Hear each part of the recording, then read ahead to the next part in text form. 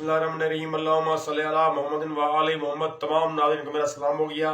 नाज़रीन, सबसे पहले ये वीडियो देखें, उसके बाद इज़हार ख्याल करें।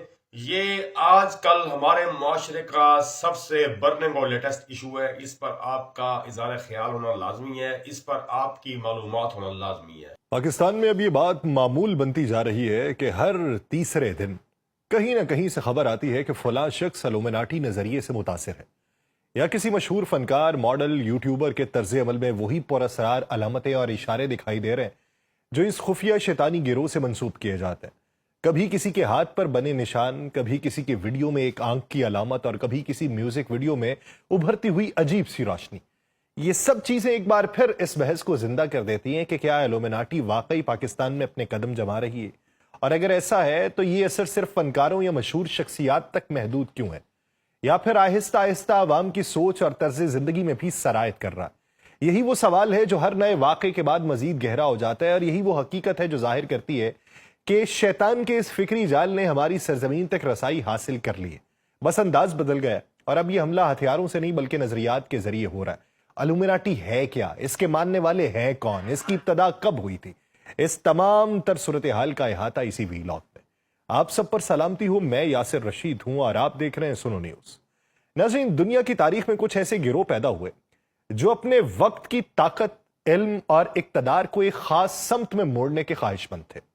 इल्यूमिनाटी उन्हीं में से एक था, या कम से कम उसके बारे में यही समझा जाता है। इसका आगाज 18वीं सदी में जर्मनी के इलाके बवेरिया में हुआ। एक शख्स एडम वायसेट, जो खुद एक माहिर कानून और फलसफे का प्रोफेसर था, 1776 में इस तंजीम की बुनियाद रखता है। वो कैथोलिक चर्च के सख्त मजहबी और समाजी असरात से बेजार था, और यह समझता था कि मजहब की आड़ में इंसान की अक्ल और आजादी को गुलाम बनाया जा रहा है। उसने ऐलान किया कि इल्म, सच्चाई और रोशनी इंसान को आजाद कर सकती है। उसी लफ्ज रोशनी या एनलाइटमेंट से लफ्ज इल्यूमिनाटी निकला, यानी रोशनी फैलाने वाला। इब्तदाई दिनों में इस तंजीम के मकासद खुफिया मगर नजरियाती थे। वो बादशाहत, चर्च और तबकाती निजाम के खिलाफ था, और उसके अरकान का यह कहना था कि दुनिया को अकलियत, साइंस और मसावात की बुनियाद पर दोबारा तश्कील दिया जाना चाहिए। मगर जल्द ही उसके अजाइम पे पर्दा पड़ने लगा। कहा जाता है कि इस कम्युनिटी के मेंबरान ने यूरोप के बड़े सियासी और मजहबी इदारों में दाखिल होकर असर व रसूख कायम करना शुरू किया। उनके तरीक़ाकार में खुफिया शनाख्तें थीं, अलामती जुबान थी और राजदारी शामिल थी। हर रुकन को कोड नेम दिया जाता था, जैसे एडम वायसेट का नाम स्पार्टिकस रखा गया, और उनकी मीटिंग्स मख्फी जगहों पे होती थी, और उनके उसूलों में सबसे अहम खामोशी और वफादारी थी। 1785 में बवेरिया की हुकूमत ने इल्यूमिनाटी को सरकारी तौर पे ममनू करार दे दिया, मगर उसके बाद ही ये तंजीम खुफिया दास्तान में बदल गई। कहा गया कि वो जेरे जमीन चले गए, अपने अरकान को नई शनाख्तों में दुनिया के मुख्तलिफ इदारों, बैंक, हुकूमतों, मीडिया, हत्ता के मजहबी निजामों में फैलाने लगी। कुछ मुअर्रिखीन का कहना है कि ये सब अफसाने, मगर सच ये है कि इन अफसानों ने आलमी सतह के ऊपर ताकत के तवाजुन पर सवाल उठा दिए। इनकलाब फ्रांस, अमरीकी इनकलाब और बाद के आलमी निजाम की तश्कील में इल्यूमिनाटी के असरात की कहानियां ज़बान ज़द-ए-आम होने लगी। 19वीं सदी में जब यूरोप के सियासी नक्शे बदलने लगे, तो कई मुफक्किरीन और मुसन्निफीन ने इल्यूमिनाटी को एक सायादार ताकत के तौर पे बयान किया। 20वीं सदी में जब मीडिया, सरमायादारी और आलमी इदारे वजूद में आए, तो इल्यूमिनाटी की कहानी एक नई शक्ल इख्तियार कर गई। अब इसे वो गिरोह समझा जाने लगा जो दुनिया की सियासत, मईशत और सकाफत को पसे पर्दा कंट्रोल करता है। कहा जाता है कि बैनुल-अक़वामी मालियाती इदारे, बड़ी टेक्नोलॉजी कंपनीज और यहां तक कि मौसीकी और हॉलीवुड के बाज बड़े चेहरे भी इसी खुफिया एजेंडे के तहत काम करते हैं।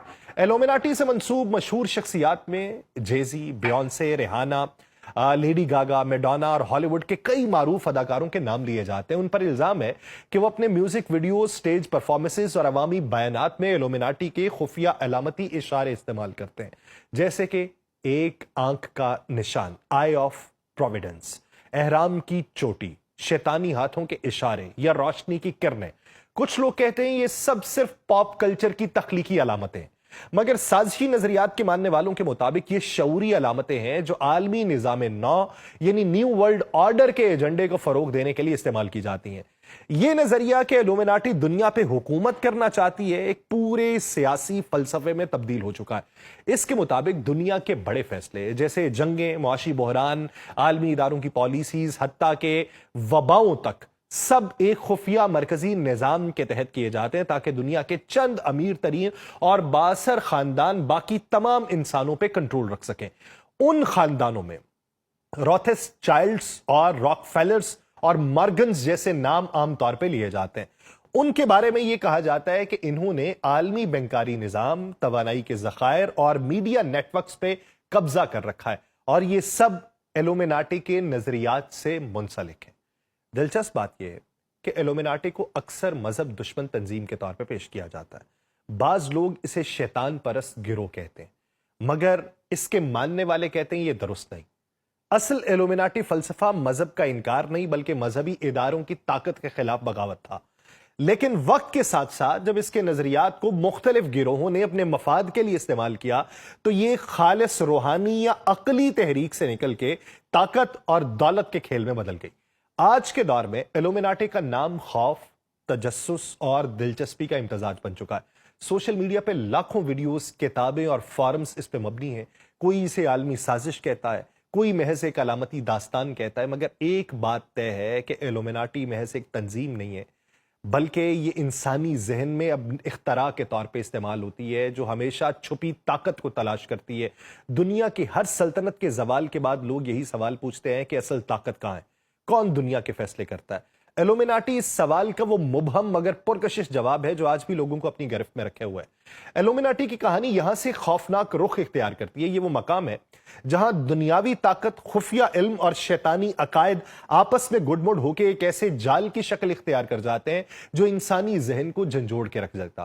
کہا یہ جاتا ہے کہ محض ایک خفیہ تنظیم نہیں بلکہ شیطان کے پرستاروں کا وہ منظم گروہ ہے جس نے اپنی چالوں سے صدیوں سے دنیا پہ اثر ڈال رکھا ہے۔ ان کے عقائد میں ایک مرکزی خیال یہ ہے کہ انسان کو خدا سے آزاد کر کے خود کو خدا سمجھنے کی معاذ اللہ جرت دی جائے۔ وہ یہ مانتے ہیں کہ آدم کو منع کیے گئے درخت سے علم حاصل کرنے پہ شیطان نے جو بغاوت کی تھی وہ دراصل آزادی کا اعلان تھا، اور اسی بغاوت کو وہ روشنی یعنی الومنائزیشن کہتے ہیں۔ لیکن اس لفظ سے الومناٹی جو وجود میں آیا تھا، مقاصد اس کے پس پردہ کیا تھے؟ ابھی یہ گروہ بظاہر انسانیت، مساوات اور علم کی آزادی کی بات کرتا ہے، لیکن در حقیقت اس کا مقصد جو ہے یہ الہی نظام کو منہدم کر کے شیطانی فطرت پہ مبنی عالمی نظام قائم کرنا ہے۔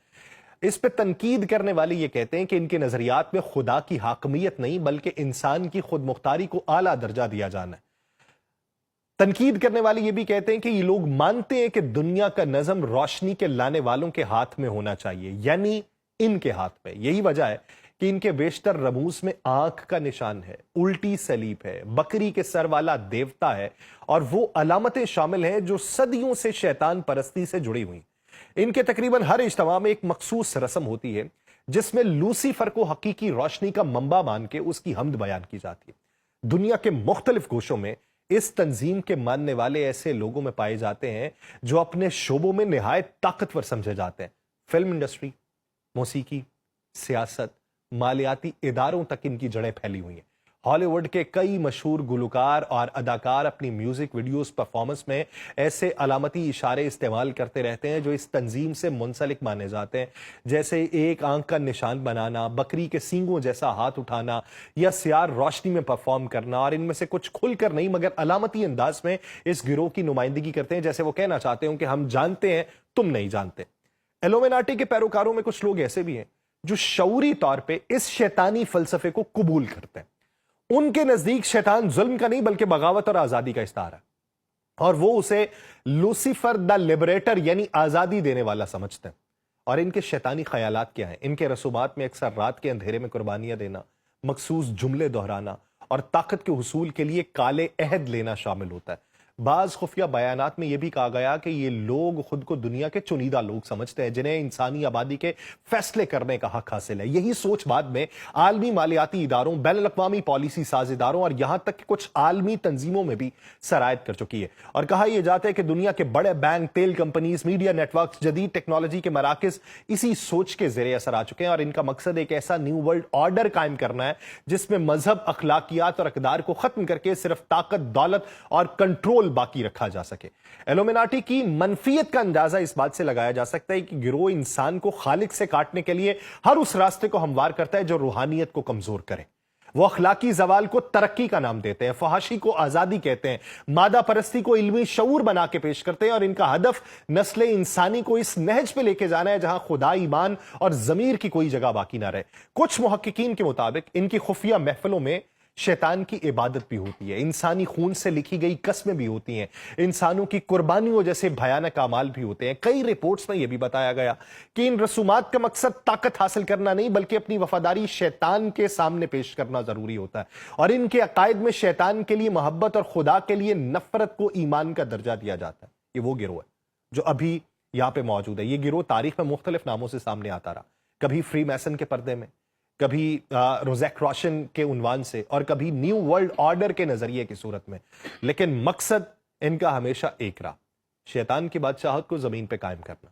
ان کے ماننے والے یہ سمجھتے ہیں کہ دنیا کا ہر مذہب، ہر قوم اور ہر حکومت ایک دن اس مرکزی نظام کے سامنے جھک جائے گی. دنیا بھر میں لاکھوں لوگ آج بھی ان کی حقیقت پہ یقین رکھتے ہیں. کچھ جو ان کی حقیقت پہ یقین رکھتے ہیں ان کے مخالفین کی تعداد بہت بڑی ہے جو انہیں ایک سازش سمجھتے ہیں. مگر کئی ایسے بھی ہیں جو یہ جانتے ہیں کہ طاقت کے ایوانوں میں یہ سوچ موجود ہے. وہ دیکھتے ہیں کہ کس طریقے سے عالمی میڈیا، پاپ کلچر اور سیاست ایک ہی سمت میں چل رہے ہیں. وہ سمت جہاں پہ مذہب نہیں ہے، انسان خود کو خالق سمجھ رہا ہے. ایلومیناٹی کی منفیت صرف اس کے عقائد میں نہیں بلکہ اس کے اثرات میں بھی ہے. یہ ذہنوں کو آلودہ کر رہی ہے. ان پہ تنقید کرنے والے اور ان کی کھوج لگانے والے یہ کہتے ہیں کہ یہ سچائی کو دھندلا کر رہے ہیں، نئی نسل کو ایسے تصورات دے رہے ہیں جو بظاہر آزادی لگتے ہیں مگر در حقیقت غلامی کی زنجیر ہے. وہ غلامی جو روح کی ہوتی ہے، اور یہی وہ مقام ہے جہاں سمجھنے والا کانپ اٹھتا ہے کہ شاید دنیا واقعی ایک پوشیدہ قوت کے زیر اثر ہے، اور وہ قوت محض سیاسی نہیں، شیطانی. پاکستان میں ایلومیناٹی کے باضابطہ یا منظم پیروکاروں کی کوئی تصدیق شدہ تعداد یا سرکاری اعداد و شمار موجود نہیں ہے. یہ تنظیم ویسے بھی خفیہ اور پوشیدہ انداز میں کام کرتی ہے، اس لیے کسی ملک میں اس کے ماننے والوں کا اندازہ لگانا مشکل ہوتا ہے.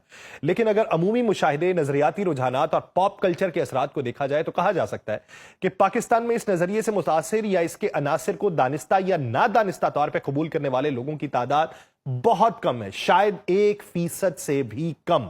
لیکن ایک اور پہلو دلچسپی سے خالی نہیں ہے. پاکستان میں گزشتہ 2 دہائیوں میں مغربی کلچر، میوزک انڈسٹری، فیشن اور سوشل میڈیا انفلوئنسرز کے ذریعے جو فکری تبدیلیاں آئی ہیں ان میں کچھ نظریاتی اثرات ضرور محسوس ہوتے ہیں جو ایلومیناٹی کی سوچ سے مماثلت رکھتے ہیں. مثلا مذہب سے دوری، اخلاقیات کو ذاتی معاملہ سمجھنا، خدا سے بغاوت کو معاذ اللہ ذہانت یا آزادی قرار دینا، یا علامتی انداز میں ان کے نشانات جیسے ایک آنکھ، بکری کے سینگ، الٹی سلیب وغیرہ وہ استعمال کرنا.